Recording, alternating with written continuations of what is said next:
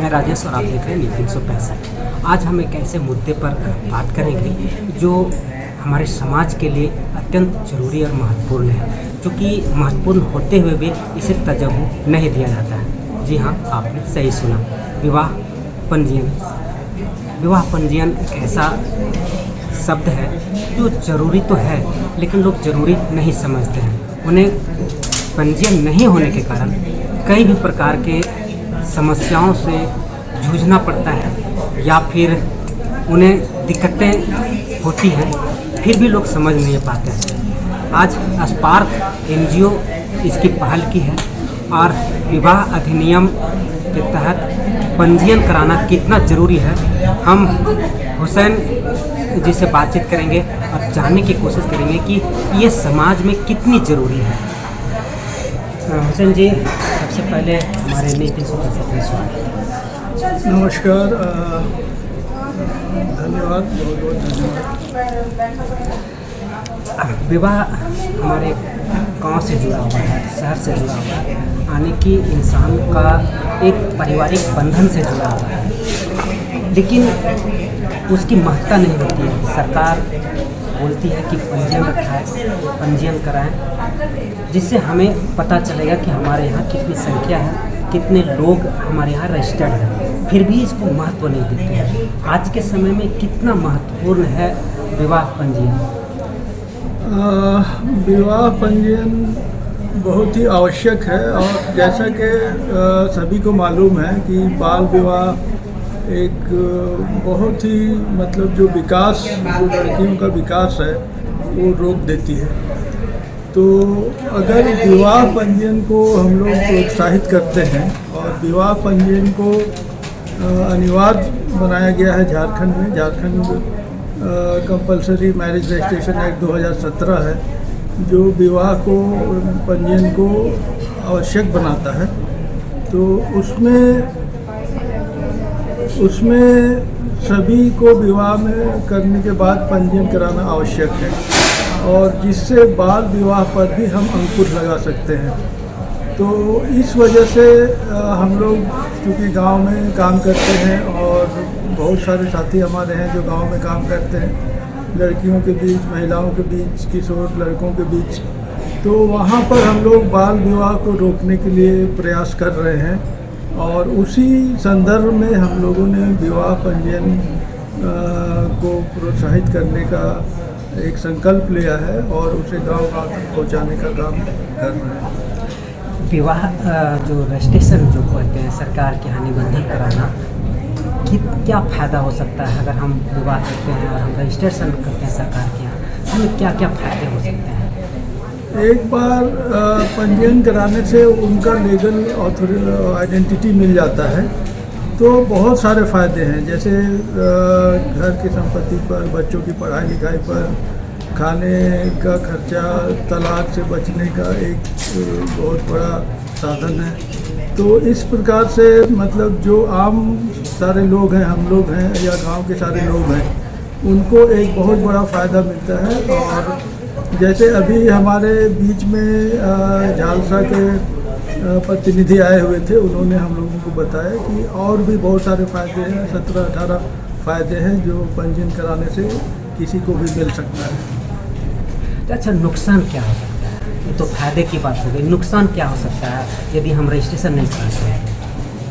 Registration नहीं कराने से बहुत सारे नुकसान हो सकते हैं। जैसे एक तो है कि अगर शादी के बाद किसी तरह का विवाद अगर परिवार के अंदर आता है तो उस स्थिति में उनको उनका अधिकार नहीं मिल पाता है, महिलाओं को, लड़कियों को, और वो बहुत बड़ा नुकसान है जो उनको उठाना पड़ता है।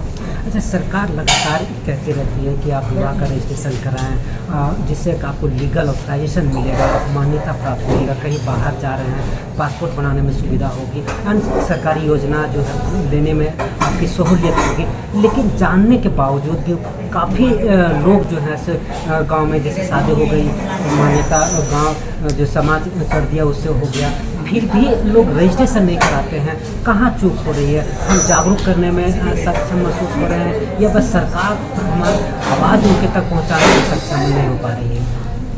नहीं, इसमें दोनों चीज़ें हैं। एक तो माने जागरूकता का अभाव है। पूरे सारे लोगों को जो प्रावधान हैं, जो कानून के अंदर जो प्रावधान बनाए गए हैं, वो सभी लोगों को पूरा मालूम नहीं है।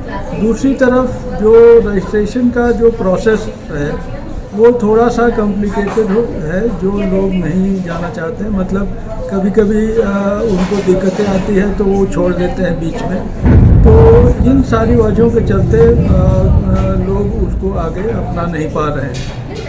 इसके लिए क्या करना चाहिए? आपकी एक्सपार्क संस्था है, वो लोगों तक जागरूकता फैलाने के लिए क्या कदम उठा रही है? किस तरह का बात रख रही है जो लोगों में समझ आ जाए एकदम सरल भाषा में? जी हाँ, इसमें हम लोग जो काम कर रहे हैं उसमें हम लोगों को बता रहे हैं कि विवाह पंजीकरण के फ़ायदे क्या क्या है। मतलब उनको फ़ायदा बताया जा रहा है कि आप अगर एक बार रजिस्ट्रेशन करा लेंगे तो एक बार का मतलब मामला है, लेकिन उसका फ़ायदा ज़िंदगी भर मिलता है। चाहे वो शादी के मामले में हो, चाहे वो पति पत्नी के मामले में हो, चाहे वो बच्चों के मामले में हो, या संपत्ति के मामले में हो, या किसी और भी चीज़ों के मामले में हो। तो हम लोग ज़्यादा से ज़्यादा कोशिश ये कर रहे हैं कि उनका फ़ायदा लोगों तक पहुंचा रहे हैं, कि लोग समझें कि अगर हम एक बार करा लेते हैं पंजीयन तो हमको ज़िंदगी भर इसका फ़ायदा मिलेगा। अच्छा, अगर कोई शादी हो चुकी है समाज के माध्यम से या अन्य किसी माध्यम से अगर शादी हो चुकी है तो रजिस्ट्रेशन, सरकार के यहाँ रजिस्ट्रेशन लगाने का क्या विधि है? क्या आवेदन में क्या क्या डॉक्यूमेंट्स लगते हैं? सरल तरीके से उसको पूरा किया जा सकता है। रजिस्ट्रेशन शादी के बाद ही होती है। मतलब अगर आज शादी हुई तो आज के बाद 1 साल तक उसको रजिस्ट्रेशन कराना चाहिए, नॉर्मल जो प्रावधान है उसके हिसाब से। और उसमें जो डॉक्यूमेंट लगते हैं उसमें एक तो आधार कार्ड लगता है, एक एफिडेविट लगता है जो शादी कराते हैं, मतलब चाहे वो हिंदू रीति रिवाज से हुआ हो या मुस्लिम रीति रिवाज से हुआ हो, मुस्लिम रीति रिवाज से हुआ हो या किसी अन्य धर्म के रीति रिवाज से हुआ हो, तो उनका एक एफिडेविट लगता है कि मैंने इनकी शादी कराया। और गवाह लगते हैं, गवाह में 2 से 3 गवाह उनको लगते हैं। और ये सारे डॉक्यूमेंट रहने से वो विवाह का पंजीकरण आसानी से होता है। अच्छा, खास करके हिंदू जो कहे जाते हैं, हिंदू समाज के लोग रजिस्ट्रेशन से पीछे रहते हैं, क्या कारण मानते हैं? इसका कोई ख़ास कारण नहीं है। मतलब ये है कि अभी हमारे समाज में रजिस्ट्रेशन उतना पॉपुलर नहीं हुआ है कि सब लोग, जैसे अगर आधार कार्ड है तो आधार कार्ड एक ऐसा है कि सबको बनाना है तो बहुत पॉपुलर है, हर कोई बनाते हैं। लेकिन उसी प्रकार अगर विवाह पंजीकरण पॉपुलर हो जाएगा तो सारे लोग आगे आएंगे और सभी लोग पंजीयन कराएंगे, लेकिन अभी उतना पॉपुलर नहीं है। अच्छा, अभी आपने बाल विवाह की बात कही तो बाल विवाह अधिनियम 2006 बना था, जो कि बच्चे में शादी हो जाती थी जिसके लिए उनका विकास, उसका पढ़ाई लिखाई, उनका बचपन लूट जाता था। लेकिन सरकार के कड़े कानून, उसमें 2 वर्ष तक का सजा भी है और 1 लाख रुपया तक का जुर्माना है। ये सारे कड़े कानून होने के बावजूद भी बाल विवाह बड़ा जोरों पे होता है, वो भी खास करके गाँव में। कैसे रोका जा सकता है इसको? बाल विवाह एक ऐसी समस्या है जो अभी वर्तमान में भी ख़त्म नहीं हो पाई है, जबकि इसका प्रयास काफ़ी दिनों से चल रहा है। सरकार भी कर रही है, संस्थाएं भी कर रही हैं, सिविल सोसाइटी भी कर रहे हैं। और इसका जो मुख्य कारण जो हम लोगों के समझ में, गाँव में चूँकि हम लोग जाते हैं तो दहेज का एक मामला है कि लोग दहेज से बचना चाहते हैं कि अगर कोई रिश्ता आया जल्दी 15 साल की उम्र में तो सोचते हैं कि इसकी शादी कर दो, नहीं तो फिर हमको बाद में काफ़ी दहेज देना पड़ेगा। गरीबी की वजह से भी मतलब वो बाल विवाह का समस्या आता है।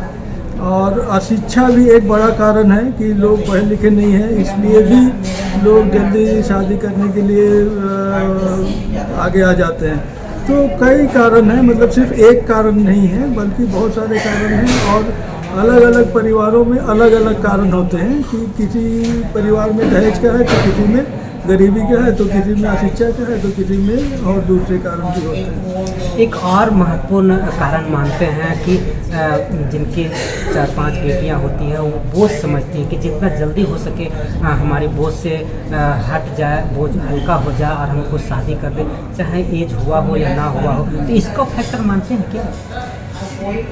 हाँ, ऐसा है गांव में कि मतलब लोग चाहते हैं कि अगर लड़की है, 4 या 5 लड़की किसी परिवार में है, तो उनका ये ध्यान रहता है कि जल्दी से जल्दी हम इनकी शादी कर दें। और उसमें कभी कभी ऐसा भी होता है कि वो उम्र से पहले भी 17-16 में भी अगर कोई रिश्ता मिलता है तो वो शादी कर लेते हैं कभी।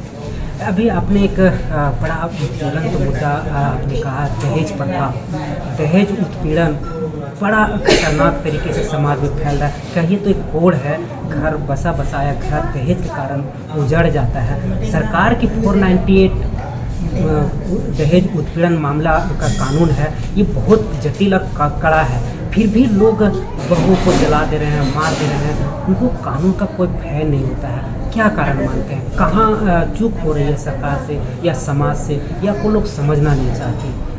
नहीं, ये मतलब प्रचलन ऐसा है कि समाज में जो दहेज का प्रचलन है वो इस तरह से मतलब अपना जड़ जमा चुका है कि बहुत आसानी से नहीं जाने वाला। हालांकि काफ़ी लोग आगे आ रहे हैं कि हम बिना दहेज की शादी करेंगे, लेकिन उनकी संख्या काफ़ी कम है। फिर भी दहेज लेने वालों की संख्या बहुत ज़्यादा है, और उसके बावजूद, कानून रहने के बावजूद भी मतलब लोग मजबूर होते हैं कि मतलब शादी करना है लड़की का तो उनको देना पड़ता है। तो इस तरह से हम लोग देखते हैं कि कानून है अपनी जगह पे, कानून अपना काम कर रही है, सरकार भी अपना काम कर रही है और लोग भी अपने काम कर रहे हैं, लेकिन दहेज अभी पूरी तरह ख़त्म नहीं हुआ है। दहेज सरकार अपराध मानती है जी, लेकिन लेना और देना दोनों अपराध है। लेकिन इसमें बढ़ चढ़ के हिस्सा लड़के वाले लेते हैं, दहेज दोगे तभी हम शादी करेंगे। लड़कों का मनोबल कहीं ना कहीं तो टूटता है इस विषय को लेकर के, जिनका 4 बेटियां हैं, अच्छी पढ़ी लिखी है, संस्कारी है, कमा भी रही है, लेकिन दहेज के बिना शादी नहीं हो पा रही है। क्या बीतता होगा उस समय उन लड़कियों को जो समाज उसे कहती है कि आज एक्चुअलिटी का दर्जा देता है, समानता का? बिल्कुल। अभी जैसे हम लोग जेंडर इक्वलिटी पे भी काम करते हैं, मतलब दोनों लड़का लड़की दोनों को बराबर मानते हैं, और ऐसा मानते हैं कि जितना अधिकार और जितना साधन या सुविधा लड़कों को मिलता है उतना ही साधन सुविधा लड़कियों को भी मिलना चाहिए। और इस दिशा में हम लोग ये चाहते हैं कि दहेज का उसमें तो नाम ही नहीं आएगा। अगर जहाँ बराबरी आ गई समाज के अंदर, और आ रही है, कुछ लड़कियां अभी भी बहुत अच्छा कर रही हैं, बहुत सारे खेल कूद में, पढ़ाई लिखाई में, बहुत चीज़ों में आगे आ रही हैं, तो एक दिन ऐसा आएगा कि बराबर दोनों हो जाएंगे और दहेज तब खत्म हो पाएगा पूरी तरह से। बाल विवाह, विवाह रजिस्ट्रेशन और दहेज जैसे कोड के लिए समाज को आप क्या एक संदेश देना चाहेंगे? हम तो यही संदेश देना चाहेंगे कि समाज में सभी बराबर हैं, चाहे लड़का हो या लड़की हो, दोनों बराबर हैं और दोनों का समान अधिकार है घर के अंदर भी और समाज के अंदर भी, और दोनों को आगे बढ़ना चाहिए, दोनों को अच्छे से विकास की ओर आना चाहिए और देश का नाम ऊंचा करना चाहिए। परिचय आप एक बार पूरा अपना फुल परिचय।